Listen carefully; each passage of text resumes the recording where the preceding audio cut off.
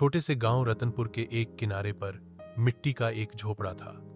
यहीं रहता था रामू अपने परिवार के साथ, पत्नी सीता, बेटा गोपाल और बेटी गुड़िया के साथ। रामू खेतों में मजदूरी करता था और सीता गांव में लोगों के घरों में काम करके 2 वक्त की रोटी जुटाती थी।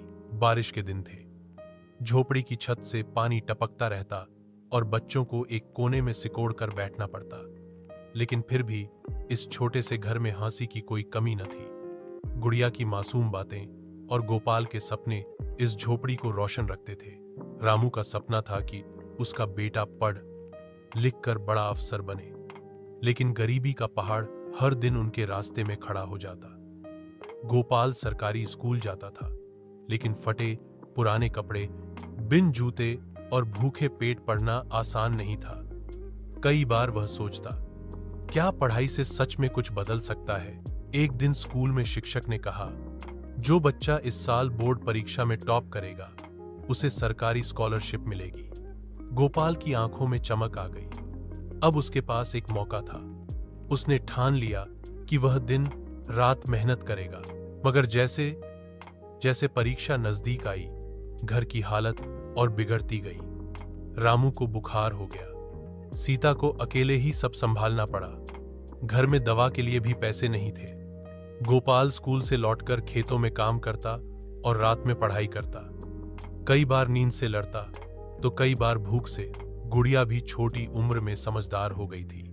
वह मां की मदद करती और भाई को पढ़ाई में समय देती। वह कहती, भैया तुम अच्छे नंबर लाओगे तो हमें शहर में बड़ा घर मिलेगा ना? गोपाल मुस्कुराकर कहता, हाँ गुड़िया, बहुत बड़ा घर और एक बड़ी सी लाइब्रेरी भी। परीक्षा का दिन आया। गोपाल ने जो कुछ पढ़ा था सब उतार दिया कागज पर। लौटते वक्त उसने आकाश की ओर देखा और मन ही मन भगवान से कहा, बस अब तू ही मालिक है। परिणाम के दिन पूरा गांव स्कूल के बाहर खड़ा था।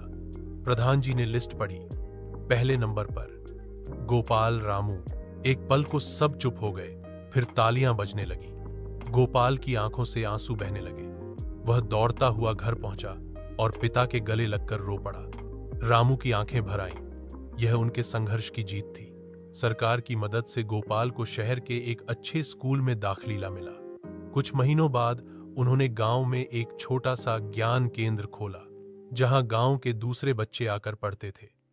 गोपाल खुद छुट्टी के दिनों में आकर उन्हें पढ़ाता। गुड़िया अब बड़ी होकर नर्स बनने का सपना देखती है और सीता, वह अब भी घरों में काम करती है, मगर चेहरे पर सुकून है। रामू धीरे धीरे ठीक हो गया है और अब बच्चों को खेतों की जगह किताबों की बातें सुनाता है। गरीबी अब भी है, मुश्किलें अब भी आती हैं, मगर अब इस झोपड़ी में आस की रोशनी जलती है। एक लड़के की मेहनत और एक परिवार की उम्मीद ने दिखा दिया कि अगर इरादा सच्चा हो तो हालात बदल सकते हैं।